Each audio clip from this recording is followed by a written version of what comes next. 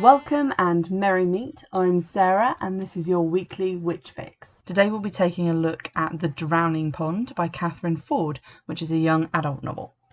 This one falls under the witch category for me because it's a contemporary witch hunt. The main character isn't a witch herself, but she does research witchcraft and perform a spell at one point.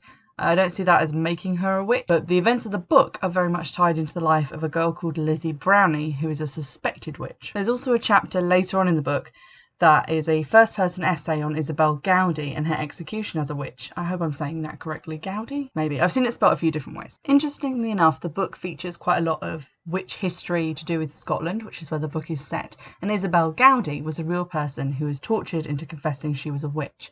There is some dispute as to whether she was denounced or whether she was suffering from ergot poisoning and actually thought she was a witch. And ergot poisoning is something you get from eating mouldy rye, and it has a similar effect to LSD, and it's what some people think that they were suffering from in Salem. While the chapter in this book has her execution described in it, there is no actual record of her being killed, but apparently this was pretty common records wise in Scotland. They had records of trials and arrests.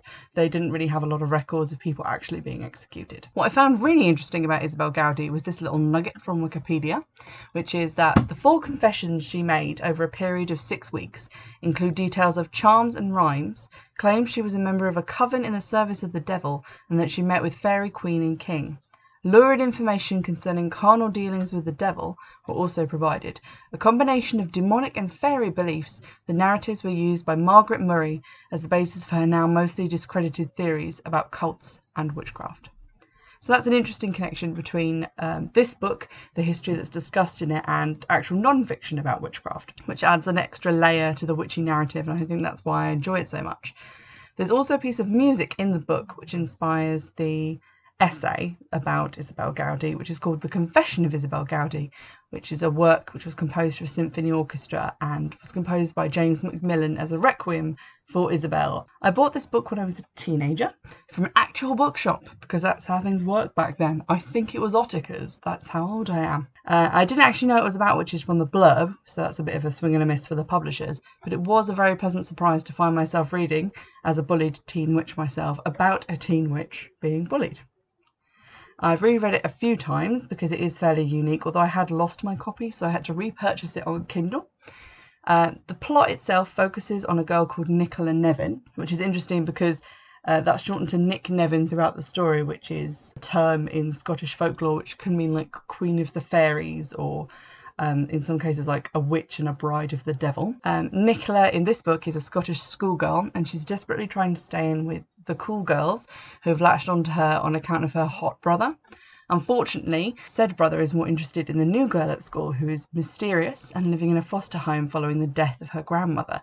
She also, right at the start of the book, gets kind of picked on by the whole class for having nits, and so the nurse has to shave her head. So she spends most of the book being bald and made fun of because she's wearing a very raggedy school uniform, which is very secondhand, and she has no hair. So because of this, Nicola starts a campaign to keep her increasingly miserable social status by bullying this new girl for being dirty, lousy, and yes, eventually a witch. They are doing a lot of witch-related stuff at school. They're covering Macbeth, talking about Isabel Gowdy, listening to the piece of music inspired by Isabel, and they visit a local monument, which is the Drowning Pond, where witches were floated. And because Lizzie has an interest in local history about witch hunts, in healing, and she has an extra finger, like the law on Anne Boleyn, Nikki eventually lights on the idea that Lizzie is a witch and should be dealt with accordingly, which leads them to visit the Drowning Pond on Halloween night. This remains one of my favourite books that I read as a teenager. That's fiction about witchcraft. It's rare to find a teen witch book that isn't set in America, and because I'm English, I do appreciate a more local setting, even if that setting is Scotland. The unfortunate downside of the fact that it is set in Scotland is that there's a lot of slang, which for me was just incomprehensible the first time I read it, and it still confuses me now. I've read it about 5 times at this point, and it's just very confusing. But you can kind of get around it. A lot of it is very easy to understand in context, and the rest you can just kind of skim over and ignore. Also, at this point, it is quite a dated book.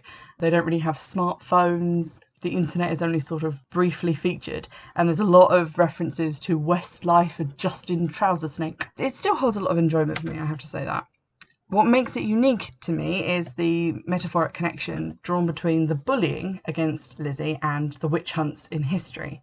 It's the sense that to save yourself from persecution, you have to denounce someone else and destroy them. It's the connection of society's outcasts with the practicing of witchcraft, as well as the kind of suspicion that can fall on practitioners of alternative medicine and healing. There's also some sort of Carrie-esque pathos in the way Lizzie's bullies get their comeuppance, whether by magic or because of their own foolishness. It's sort of left up to you to decide. So I'd put this more into magical realism than to fantasy. Which brings me to the type of magic in the book. There are themes of the more traditional spoil your milk and smite your cattle witchcraft, rather than Sabrina-style point-and-click magic, which I really enjoy that. That's a big plus for me there. However, I would say that it's magical realism because it's left up to your imagination as the reader as to whether you believe Lizzie is actually using magic or whether she's just being blamed for natural circumstances while also acting a bit weird. But it is confirmed in the book that Lizzie does practice some form of traditional folk magic and healing, which she learnt from her now deceased grandmother. She's also the great-great-great-great-granddaughter of a witch executed at the Drowning Pond. So aside from the magical elements, which include curses of vomiting, acne and broken bones, I really like this book because it digs into the misery the main character is put through at the hands of these girls that she really wants to be friends with, but she doesn't even seem to know why she wants to be friends with them because they're so horrible. And for me, that really taps into the whole experience of school and the pain of trying to fit in versus the pain of being an outcast, which is something a lot of people drawn to witchcraft and paganism can probably identify with. Things to be aware of in this book, there aren't actually any content warnings that I would give, aside from the main character's mother has a condition which isn't MS, but is described as like MS. And I imagine some of the sort of memories and some of the things the main character goes through with her mum might upset some people who might be in a similar situation. There's also some unpleasant language which is used by other characters, including homophobic slurs and language insulting to those with disabilities, which I'm obviously not going to repeat. But I attribute this to the book being, as I said, quite out of date now, and also because most of the characters are schoolyard bullies who are quite ignorant and uneducated, and they just hate anyone who's different to them, which I know we've all encountered people like that. I like to take lessons from books about witchcraft, even and especially fiction books, and my favourite piece of wisdom from this is advice given to the main character by a witchcraft shop owner that she meets, who's entertainingly enough called Elvira, but it's self-belief does magic make.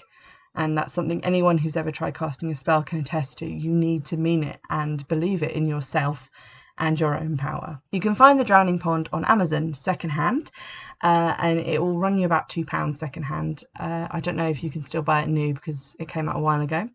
I got my version on Kindle for just over £3, and here is a brief excerpt.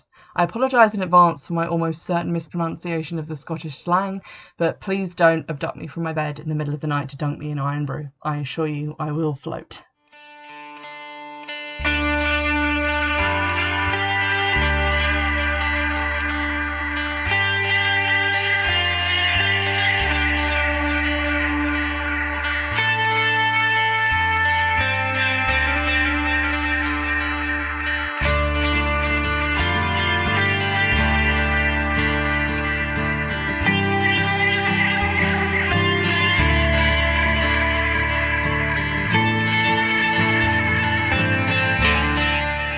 A few more steps, and we'd reached Journey's End, the top of Gallow Hill. Clear of the trees now, we stood on a wooden bridge. It bisected the stretch of water lying at the hill's summit.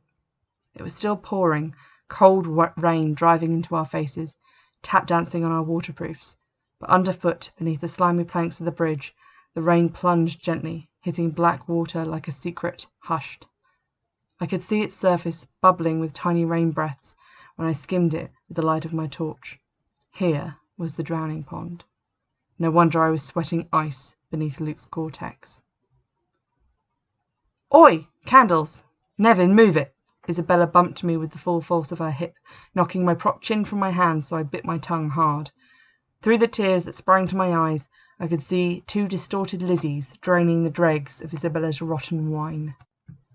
What are the candles for, Nicky? She hiccuped. Halloween spirit, Isabella piped up, glaring me silent before I muddled an answer. She was rummaging in my backpack, paying out the rope I brought. And why the rope? Halloween game, Lizzie. Isabella wasn't singing now. Her voice was grim. Holding the torch beneath her chin, she glanced quickly from me to Janet. Are we ready? The rope jiggled impatiently in her hand. What game? You're not tying someone up. I heard it, that first catch of fear in Lizzie's voice. I'm not here to be part of your girls' night, am I? Anxiety squeaked the soles of her tatty plimsolls, panicking them away from us along the wet bridge, as she flailed about in appeal, to me, to Janet, to Isabella. What's going on? I stepped forward, mouth open. Isabella, I began, although I couldn't think what to say next, so I said nothing, didn't intercede. This is wrong, this is evil, and, God forgive me, I didn't try to save Lizzie Brownie. I just looked to Isabella de la Rosa and danced to her tune. This has been your Witch Fix.